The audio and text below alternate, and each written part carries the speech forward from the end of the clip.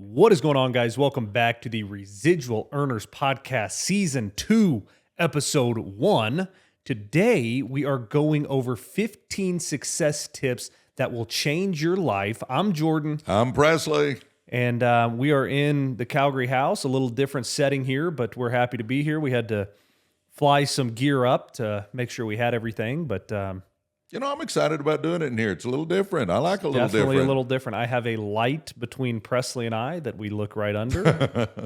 Presley's light's up top, but we're here. We're excited to be here.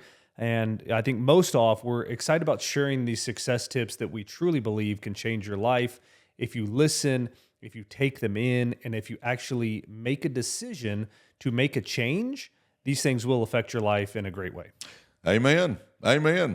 Give people an update on what's going on with Jay Swag. Something just happened. Definitely, yeah. We're fortunate enough to Nikki gave birth to our fourth child on this past Sunday. So yeah, we're filming this congruently. So this past Sunday, little Macklin was born, baby boy. So everybody's healthy and happy. So we are super excited about number 4 being here. We are done. That is it. But super happy. We got 2 boys, 2 girls. So the perfect little mix there. Yeah. Yeah, I'm excited. It's pretty cool. I'm a poppy again. Poppy again. Poppy again. I've got pictures of me and little Macklin, and man, he is a good-looking little guy. But all of them are good-looking. But man, Macklin, I'm pumped up and fired up. He's 3 days old now? No, 4 days. 4 days old. 4 days old today. I mean, he's an old guy. But anyway, congratulations, Jordo. Thank you. Yeah. Well, all right, let's do this, guys. 15 success tips for 2025. We're at the new year. I mean, we're into January. If you don't have goals and visions and all that, you need to do that. But, we're going to cover a lot of things about being successful in business, and I want you to take some notes. Let's get this, and let's start off by saying, number one, make sure your ladder's leaning up against the right building. When you go into business, I don't think it just totally has to be your passion. I think that's a fallacy sometimes because people say, boy, it's just got to be your passion. But sometimes you can't make money with your passion. Here's what I recommend you do. You find something that you're interested in, something that you at least like, and let's make a bunch of money. And then once we've made a bunch of money, we can transition over and start doing whatever our passion is. So, make sure that ladder's leaning up against the right building. Here's the thing I don't think you want to do. You don't want to climb up that ladder and work your butt off and get to the top of that ladder and realize you just hate what you do. I'm not saying you got to be in love with it, but you also don't want to hate what you do and have a miserable life, and then you got to crawl back down the ladder, move the ladder, and crawl up another ladder again to get to the right place. So make sure your ladder's leaning up against the right building. 100%. And I like what you said, and I think it's easy to do where it's, hey, I'm starting multiple different things, whatever it may be, guys. You started drop shipping, you started TikTok Shop, you started all these different little side hustles with Uber or whatever it may be. And we're forgetting to focus on one thing that can actually change our life. And from there, once you get streams of income coming in, then you can put it in different areas and get multiple different streams of income. But focus on what can change your life the most, put all of your efforts into it, and then branch out once that has become a successful venture. Great point. People all the time ask me, Presley, do you want multiple streams of income? Well, my answer is yes. Yes, you want multiple streams of income, but get one rocking where it's solid, it's making some real money, get it where it is going on its own, and now I can look to start something else. And then I get that one rock solid, then I can look to start something else. But I think it's a fallacy to think you can start 4, 5, 6 businesses at one time. It's impossible. You got to be focused to get things going in the right direction. My next point, Jordo, when you're getting into business, number one, you want to make sure you got winners on your team, but you also want to do business with winners. You don't want to mess around and do business with shady people, Jordo. Definitely. And, we've had our fair share of things we've done that, whether we picked someone in the reconditioning sector to help us out, or in another section of the car business or whatever it may be that are a little bit shady, and you always run into roadblocks, you run into issues, and you end up taking steps back in order to go forward, with somebody different or going a different direction. So always vet the people you do business with, know who you're getting into bed with there, and make sure it's somebody that you trust, that you know has good character, and has the same beliefs you do, so you don't run into these issues down the road when you end up losing money over something when it could have been avoided from the get-go. Yeah, and Jordo, obviously you vet people, you check out references, you do all that. But you know what I like to do is I like to go out to eat with somebody a time or two. Yeah. Really get to know them. And here's my test on character and color is that you watch how they treat a wait staff. And if they treat a wait staff with respect, then I feel pretty good about them. If they talk down to them and act like they're better than thou and all that sort of stuff, I'm telling you, it turns me off, and I won't do business with folks like that. My mom taught me that you treat the custodian and the CEO with the same respect because the good Lord has made them both. And I just think that that's a good test to see how people treat a wait staff or treat the custodian or something like that, and you'll get a good feel for what's going on. My next point, Jordo, is, avoid difficult conversations, and you're going to create a difficult life. You got to go into those tough conversations. You can't avoid them, because if you do, it ends up biting you in the butt later on. Talk about that, if you would. I think starting out in business when I was younger, that I'd have you do the tough conversations because I just couldn't handle it. But over time, you realize they're tough conversations, but once they're over with and done with, you never think of it again. It's never fun going into something, having to fire somebody or ask someone difficult questions about something that's happened. But you've got to do them, get them off your plate, because one, your day will get a lot better after they're done. It's over with, and problems are solved that way.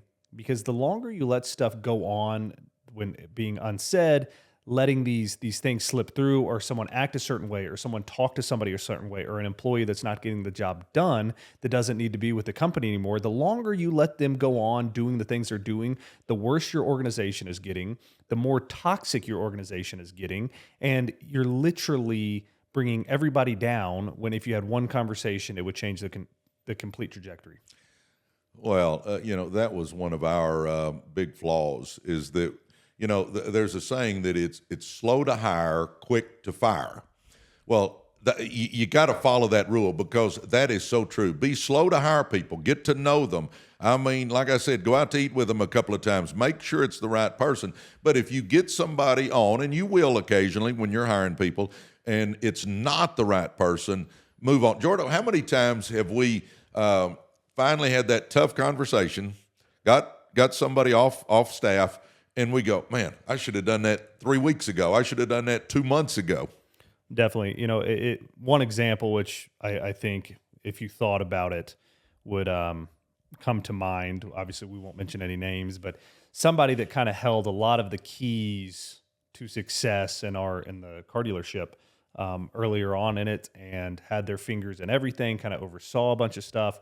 And, there was just times where things were toxic and the way that people were treating wasn't right. And it was causing a bunch of hostility between the organization.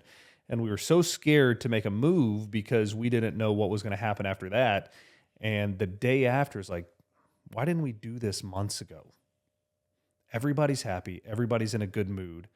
Things are actually getting done. Now that people aren't reporting to this person, they're pulling the rope the same direction. They're getting more work done. And this is a way better environment for everybody. And we're so worried about having that conversation and what was going to happen. And then the day after, it was like, man, the sun is shining and there's not a cloud in the sky. Yeah, I remember that one well. And you and I think that day at lunch said, why didn't we do this a long time ago? So be slow to hire, quick to fire. I'm telling you, don't avoid the difficult conversations. Get them done. Jordan made a good point. My saying is always this, is slay your dragons before breakfast so they don't eat your lunch. If you got a tough conversation you need to have, get that meeting done, get it over with so you can enjoy the rest of your day. All right, my next point, Jordo, be yourself. Don't take yourself too seriously. I know when I first started in business, I just thought I had to be this serious guy all the time. And I realized I'm more fun. I have more fun. Everybody around me has more fun if I'm just myself and I'm not trying to be Mr. Serious when I'm at the office. Definitely. I don't think whatever level you are, if you have people reporting to you, I think it's just better to be yourself. You know, don't try to be all serious. Don't try to put on an act. Just be friends with people and treat them with respect. And, early on, set those boundaries, set those expectations so you can be yourself. And if people know that, hey, these are the expectations of this job, it's written down right here. We've talked about it. We've gone over it. It's a lot easier to have those. You can be friends and also still have those tough conversations because things are very clear and talked through. Absolutely. Absolutely. I agree 100%. Just be yourself. Be yourself. And sometimes, yes, you're going to have to get serious, and sometimes you got to have tough conversations, and sometimes you can just laugh and have a good time. I mean, it's going to change a little bit, but I'll just say this. Always be yourself. Be comfortable. Enjoy yourself. Life's too short. No matter what it is, we want to go into it and having a good time while we're getting a lot done. I mean, understand, I can get a lot done and still have a good time, and I think that is a key. All right, success is not final. Failure is not fatal. I think we have learned that through the years, and that is if you're going into business, you're going to make some mistakes. I'm telling you, my motto is win or learn. I don't win or lose. I win or I learn. And when we have something that goes wrong, I'm telling you, you're going to learn a whole lot more on those times that things go wrong than you are when those things are going right. But what do you think about success is not final and failure is not fatal, Jordo? I think a good example of success is not final is kind of in the sports world, and you see somebody sign their first big contract or whatever that off season. We don't go out and work hard. We don't lift our weights. We don't eat right. They come back out and have a bad season. Well, it's like, well, if you're not putting in the work daily, even though you're having success, it doesn't mean it's going to continue. And if you don't keep doing the things that got you there, then the success is going to fall off. And on the flip side of that, guys, just because you have setbacks and just because things don't go as planned does not mean that you give up and stop trying. You try harder and you figure out a different route and you figure out a different way, and then you still can make it to that mountaintop that you were initially trying to get to, but it just may look a little differently than what you initially set out to do. Amen. And this next one, Jordo, is stuff that I think we can really, feel the pain and stuff. Guys, the perfect time is a myth. There's no such thing as a perfect time because you get something right, something else is going wrong. I think so many people wait to take action for that perfect time. Don't wait for the right time. You make the right time, guys. Just start. The whole key is starting. And so many times we just keep waiting and putting it off. And boy, if I could just read one more book, if I could do one more thing, if this would happen and that would happen, I'm telling you, the perfect time is a myth. Jordo, you've started several businesses. You and I have started several businesses. We just kind of jump in. Sometimes we should have waited, but we just jump in. Yeah, and we haven't always been the smartest with it, but no one can say we didn't just go for it. There are good times to start and there are bad times to start things, guys. And, depending on what it is, if market conditions say no, the answer is no. Don't just start doing something because you want to.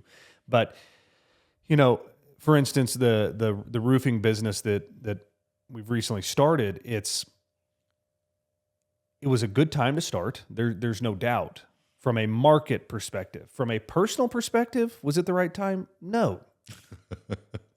I didn't know. I knew what shingles were. Didn't know what underlayment was. Didn't know what ice and water was. Didn't know what drip edge was. Didn't know what step flashing was. Didn't know what wall flashing is.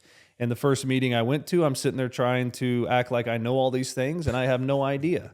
The first estimate I gave, there's basically put on the laminated shingles, which is X, tear off, which is Y. Y is always less than X. In the first presentation, the guy goes, "Why is there more? Why are you putting on more than you're taking off?" And I'm like, that probably is a typo. No, there's a waste factor on all of this that is very clear when doing it. But I didn't know. But you learn and you get going. The market conditions were right. I didn't know what I was doing, but I had the passion, the will, and you get it going and you make the most. and it's not comfortable and it's not easy, but you push through and you keep going. Real quick, while we're on that, because I think this is big for everybody, talk about how many hats you got to wear. Luckily, I have a partner that handles the project management. But other than that, before there were any projects, it was basically just me, and I'm doing everything. I'm doing the sales, I'm doing the back end, I'm doing all the paperwork for business licensing, everything like that. If a customer calls with a problem, I'm going out there and doing it. I'm handling the ICC reporting. I'm doing everything. And we started off very quick because leads were coming in due to the marketing we're doing. So it's so much, and it's long hours, and it's waking up early and staying up late, but it all works out for the best in the end, and that's all worth it in the end, but you got to get it going, and a lot of times it's up to you to get it going. Well, an example I use, Jordo, is I say I can read a book on riding a bicycle. But until I actually get my butt on that bicycle and start pedaling and probably fall over and skin my knees a couple of times, I'm not going to really learn how to ride the bicycle. And I'm not saying it's wrong to read the book. I'm just saying at some point in time, you got to get on the bicycle. At some point in time, you got to get out there and start the business and understand that the perfect time is a myth. Just understand it. All right. You start a business now. You've started. You're kind of, you and Jason are kind of solo here. I mean, there's just two of you. Each of you have your duties. But if you want to build a business that is sellable down the future, if your exit strategy is to build a business that you can sell, you got to put a team together. It can't just be you and Jason, because you and Jason don't want to be sold. Correct. Talk about how you would build a team where at some point in time in the future, if you decided to, you could have an exit strategy. Definitely. It's all about making sure you have the work, one, and once the dollars make sense, start hiring the key pain points that make your life easier. So for me, we've gotten to a point now where we're hiring sales, and it's hard for me. We have more leads come in the door than I have time to go out and see. So it comes a point where, one, I can't be a salesman forever. I'm happy to do it getting going, but I can't do it forever.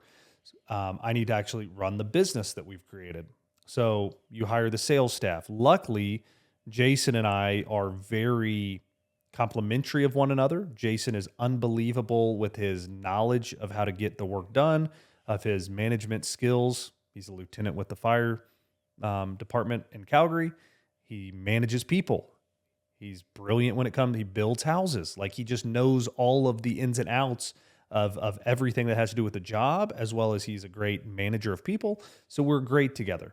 But you've got to fill in the areas around you. And as the business grows, you just keep filling in your biggest pain points until finally you have a smooth running business that you don't have to sit there and manage all day long or be out in the field all day long. And you actually have your hands on something that you can have an exit strategy. You can sell because there's an actual valuable business. Right. Or if it's a cash cow, you just keep making the money. Exactly. As your buddy Bruce does. Yep. He just sits back, and he's done it for so many years that he's got his team in place, Yep. and it just functions without him, basically. Exactly.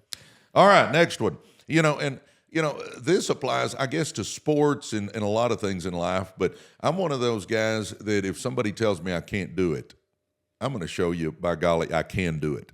Definitely. And I guess the whole point is, massive success is the best revenge. If somebody's telling you you can't make that business go, or you can't do this in sports or whatever. Have you ever been motivated when somebody said you couldn't do it and I'm going to show them that I can get this done? I think, going back to sports and, the individual that kind of put me on a back burner on a team and didn't have a good year. And it was, I'm sure it had to do with my play some, and this individual didn't like me and didn't think I was, worthwhile. That fueled me. I don't get that so much in business. The people I hang out with are all uber successful. I try to surround myself with quality individuals. We've been over this on the podcast many times. If I go to anybody in my circle and let them know what I'm doing, they're all for me. So, I think in some environments, especially when you're younger, people are against you. And even today, if you're not in the right circles, people are against you. But I've kind of taken the theory that life's too short to be around certain people. So I hang around great individuals that are all uber successful. So I don't feel like my success, a lot of people are jealous of success, but the people that I'm lucky to get to hang around with are all successful individuals that have done well, whatever field they're in. So, hey, if I start something and it's uber successful, it's all the merrier. Amen. Well, you touched on this next one a minute ago, Jordo, but the magic you're looking for is in the work you're avoiding. I have watched you get this roofing business off the ground, and I have watched you put in long hours, and there's no shortcut. Correct. You just got to get in there and do it. Yeah. I mean, it's figure out your processes, lock your processes in early so everything is identical. I think that's big, especially in this is a home services business, so everything needs to be the same every single time. So make sure that's it. And then, there's no substitute for hard work. Things have to be done. Estimates have to be turned around quickly. Orders have to be done. People have to be on roofs, getting jobs done. And, if estimates stack up and they've got to be done, I try to tell people I'll have it back in 2 days. Sometimes it's late nights. I'm up this morning, take my son to hockey at 6 a.m. and I'm sitting there on my computer while he's, practicing this morning, sending out estimates. It's what you got to do. Last night up late doing marketing stuff. We launched our new website today, which is awesome. CallCalgaryRoofing.ca. Check it out. Awesome website that Reagan, who has been on the podcast, created. She did an amazing job. Still has some work to be done, but overall, amazing job. But last night had to do some, get certain stuff to her that needs to be on the website, as well as change over. We got a new logo pack, so doing all that. And it's late night. I didn't have time to do it. I had to call customers during the day, and, you got to be up late doing that. And it's part of getting going. And once it turns into a success and once the company is off the ground really and rolling, you look back and you say, man, I'm glad I did it. Sucks at the time sometimes, but you look back and this probably better than I do. And I've started to figure out in my 20s, I didn't realize this, but now it's like time goes by so fast. It's scary. And it really is scary. And it's like, okay, so 6 months, a year, I put in extra effort. Well, it's gone like that. So in a year from now, 2 years, 3 years, do I want to be, having a next level life, finding new business ventures, finding ways to invest because I'm created something that has a bunch of cash flow? I'm happy to put in a couple years to do that. And early on in business, I didn't really grasp that concept, but when you win some, you lose some, you just kind of figure out all these things, and some people never figure it out. So I guess I'm happy in my mid-30s to figure that out because we still got a lot of track ahead. Well, I'm not in my mid-30s, but I hope I got a lot of track ahead. So anyway. We hope you do too. I'm running like I have a lot of track ahead anyway. Guys, here's my next point, and that is don't dim your light because it's blinding somebody else. In other words, don't diminish what you're doing. Don't lower your goals and dreams. I mean, when I first started being a success, when I first started making money, and I would get around my family, a lot of times, here's an example. I've got my first nice car. We had a family reunion at Uncle Bill's house. I wouldn't park in front of the house because I didn't want to make everybody else feel bad because I'm driving a nice car and everybody else wasn't. So I parked few houses down, so I didn't make them feel bad. I'm telling you, we can't diminish our light because it's blinding somebody else. I think a lot of times when we're around people, we don't talk about our big dreams and goals because, I don't want to make them feel bad.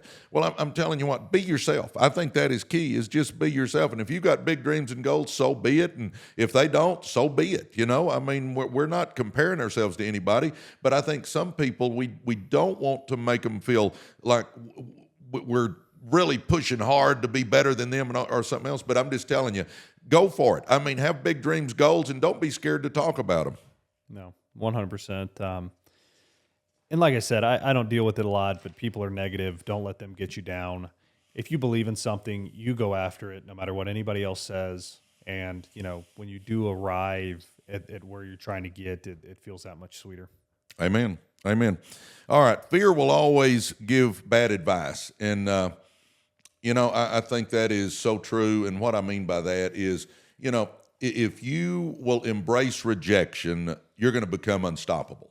I just believe that, because no matter what business we go in, it is about either selling a customer, selling a future employee, selling a vendor. We're always selling. And if you're selling, you got to be asking questions. And if you're scared of rejection, if you don't ask the question, the answer is always no. So I want you to understand that, fear will always give you bad advice. You've got to go for the gusto again. If you will embrace the rejection, in no matter what business you're in, you're going to become unstoppable. Talk about that, Jordan. Yeah, rejection's out there, and it goes back to that same point we were just on, is there's going to be rejection, there's going to be hurdles, there's going to be all of these different things, and it's always about fighting through, getting through to the other side, and, finding a way. There is a way to get where you want to go, and it may not feel like it where you're sitting now, but there is a way. You just got to find it. You got to navigate through it, and you can't give up because there are going to be hurdles in the way, and you just got to keep navigating those hurdles until you get around them. And then there will be another hurdle down the road at some point. No matter how big you get as a company, there are always going to be hurdles that you have to get around. And, luckily, the bigger you get, the more problem solvers you have on your team to help out. Yes.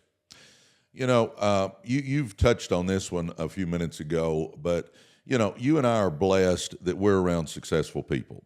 And I don't believe there's a lot of haters in our groups. I don't even know if there's any. Correct. But there are haters out there.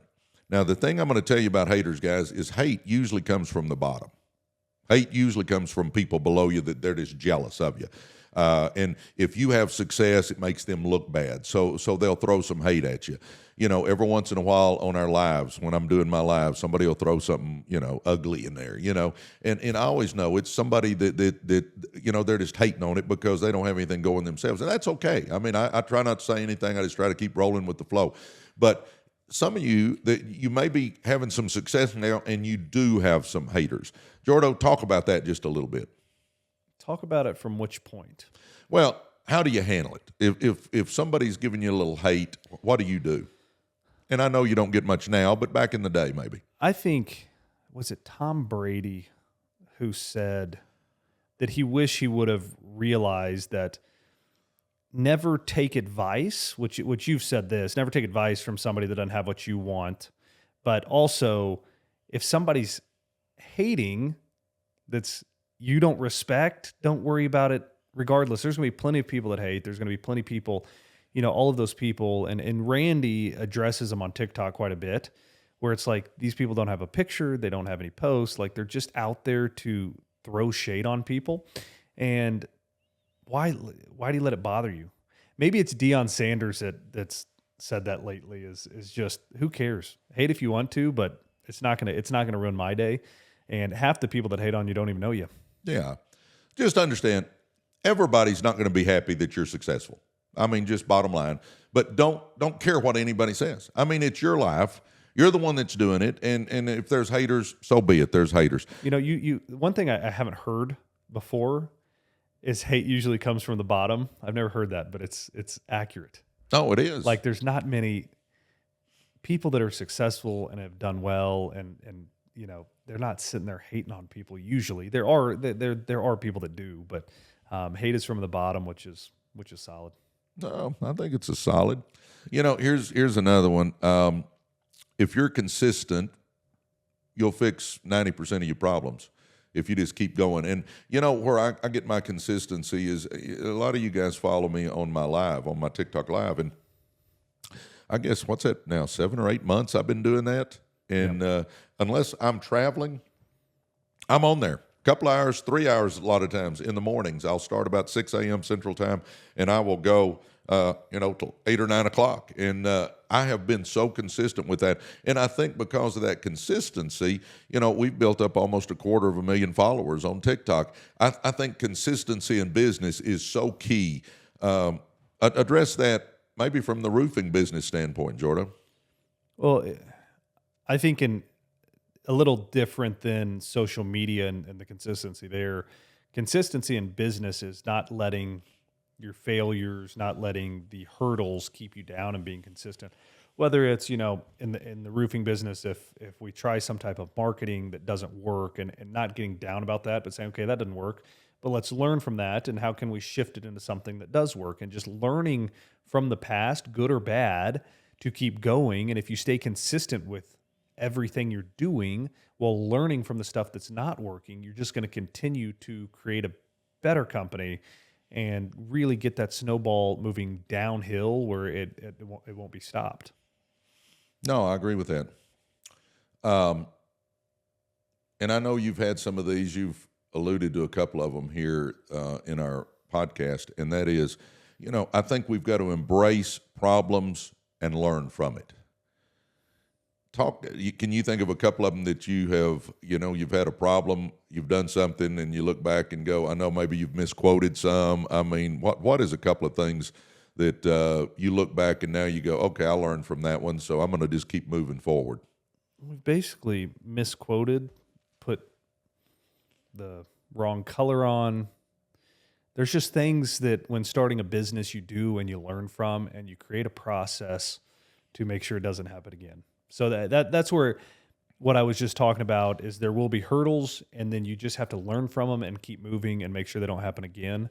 And there's plenty of times where you do something dumb, something doesn't work out, you lose money on a job, and it's about learning the why. What did I do that caused that? And then making sure that you fix it. Yeah, and I think this one plays right into that. The pain you feel today creates the strength that you have tomorrow. When you go through tough times, it hardens you, and you learn from it, and you grow from it. And, I think being in athletics has helped both of us. Obviously, you're a much better athlete than I ever was, but I know that you get knocked down, you get yourself back up, you get going again. I mean, I can't tell you how many times I've been knocked down. And if you're going through life, you're going to get knocked down. You got to get yourself up, dust yourself off, get back in the game. And if you're going through business, you're going to get knocked down. I promise you, get yourself up, dust yourself off, get back out in the game. I just think it is so key that we understand that that's coming, and just make sure that you don't give in to it. I mean, winners don't quit, and quitters don't win. And that's something we've got to understand, is that when you start your business, when you get out there and you're going for it, and understand, guys, that in the U.S., there have been the population of millionaires has increased by 35% over the last 5 years. There's never been a better time for us to make money. There's never been a better time for us to get a millionaire mindset. There's never been a better time for us to create wealth for our family. But by far, most of those millionaires did it by starting their own business. And you just got to get out there and do it. And I mean, you're going to be a little bit scared. You're going to be a little bit timid. I mean, you got to get out of your comfort zone. I always tell people, you got to get comfortable being uncomfortable, because it's going to take you stretching your comfort zone, stretching your limits to get out there and start that business. Talk real quick, Jordo, about what did it take for you to say, okay, I'm in business, Calgary Roofing is real, let's go? Bruce.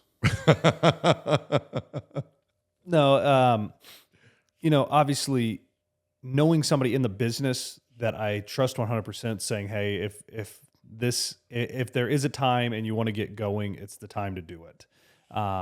So just obviously when we're starting stuff, we usually don't start a business that we know nothing about, that we don't know anybody in the space, and we have nobody for questions that arise. So usually we have somebody we know that's, hey, doing the same business, and we can at least ask them a few questions to get moving. So that's how I got going. And when somebody in the space says, hey, this is the time if you're looking to do it, I fully trust Bruce. I know he knows what he's talking about. And that was like, hey, let's get it. Let's go. All right. I think this is number 15. I think. Okay. Well, unless somebody goes back and counts them one by one, because I've been wondering what point we're on as well. I'm sitting here doing the podcast, so I think we're... Well, I wrote them all down, but I didn't put numbers, so I'm going, I think this is number 15. Okay, stop demanding perfection and start embracing progress. I know with me a lot of times, I just want it to be perfect. Well, instead of starting and getting it going and learning as we go and correcting as we go, a lot of times I just want it to be perfect and I delay the start. And I'm telling you, we just got to get in the game and start going. And, I think it's instead of ready, aim, fire, it's ready, fire, aim. And I think if we will just start doing it, we can correct as we're going. Well, I also think, when starting a new business, that first month, you learn years worth of experience. So it's one of those things you learn quickly. But if you're not in there and you're trying to learn, it takes a lot longer. So just get moving because you will learn quick. But, you can get a 4-year education in a matter of a couple months when you really jump in. All right, I'm going to give, here's my tip on if you're wanting to start a business. Number one, anybody that's around me, that I say, read 10 pages out of a good book every day. I mean, and I'm talking about a business book or a personal growth book. And in a year, you will have read, 365 times 10, 3,650 pages. I say, watch Personal Growth Giants on YouTube. The Zig Ziglar, Stephen Covey's, Les Brown, Joyce Myers, Tony Robbins, Brendan Burchard, Simon Sinek, Ed Mylett. I mean, I can go down the list. We want to do that every day. So 10 pages out of a good book every day, watching a personal growth giant every day. And then you've learned from Jordo, he runs with winners.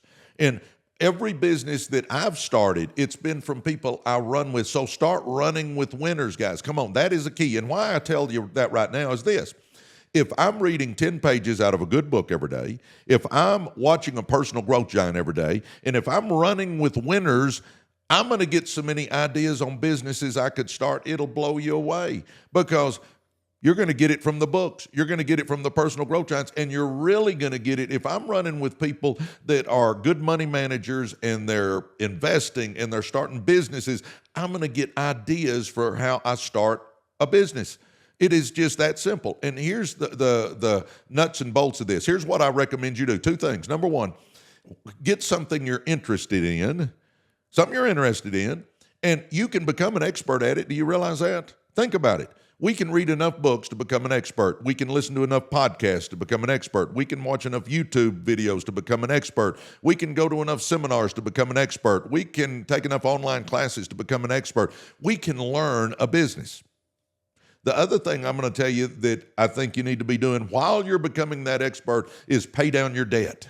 Because if I've got some cash flow, if I get my butt out of debt, then I've got money to invest. I've got money to save up and buy some real estate. I got some money to start a business. But I'm telling you right now, if you're wanting to make money and you're wanting to make big money, millionaires come from starting their own businesses, guys. It is that simple. And we need to be thinking about what business we can start. And if you like what you're doing on your job, great. Just become the expert, and then maybe you can transition over and start your own business doing that. And if you don't like what you're doing on your job, find something you are interested in, and like I said, become an expert at it, again, while you're paying down debt. And now we can, at some point in time, transition over from our job to running our own business. I'm telling you what, guys, we can change our lives if we want to, and we want to make 2025 the year to remember, guys. I mean, let's do this now. Let's not put it off any longer. Let's do it now. Definitely. And, guys, something we should have mentioned early on that we are super excited about that is coming out here in a couple of weeks. Do we have a hard date or no? February 5th is a semi-hard date. How's that? Around February 5th is the Residual Earners University, guys. It will be a community of us that are learning from each other, accountability partners, and a course on how to better yourself and really get the most out of life. We're super excited about it. The differentiating factor in this is there is a community that Presley and I will both be in, along with the rest of the team that's helping create this wonderful university. So be on the lookout for that. We are super excited. And, from looking at the analytics of our YouTube channel, most people watching are not subscribed. So make sure, guys, subscribe to this channel, hit the little bell notification so you know when we drop a podcast, and also hit that thumbs up. Leave a comment. Leave a comment about what you would like to hear, topics you'd like to hear, maybe questions you have for us. We have been known to do kind of Q&As. We take questions out of the comments and do a podcast on those questions. This year we may do certain weeks where we drop just an individual. We take 20 questions, and Presley or I jump on real quick and just answer 20 questions, so we get more content out there for you guys. It's not just our normal Friday podcast that drops every Friday, 6 a.m. Central Time. But yeah, that it's crazy. This is season 2, episode 1. So we've dropped one podcast every single week, 52 weeks straight. Season 2, episode 1 today. So it's kind of crazy. We've come a long way. We're international now. Yeah, we've done podcasts in the Dallas area, and now we've done podcasts in the Calgary area. So international podcast. International podcasters. I mean, I'm pretty pumped about it. I like doing it someplace different. I mean, it's not our same studio. Understand that, guys. I mean, we get that. But I enjoy being here, and we're having a little fun doing this. Well, it's just it lets you know how good the studio is, because like this is nice room. We have lights, but it's not the same as our studio with the lights that are set up, never moving, the backlighting, the cameras are perfect, the sound's perfect. And we don't have our neon signs here. I should have brought those with us, man. I could have packed them somehow. Put our neon signs, Residual Earners, behind us. That's it. But guys, thank you so much for jumping on here with us. We will be back next Friday, 6 a.m. as always, but we appreciate everybody jumping on. God bless you guys. Love you, Jordan. Awesome. Thank you, guys.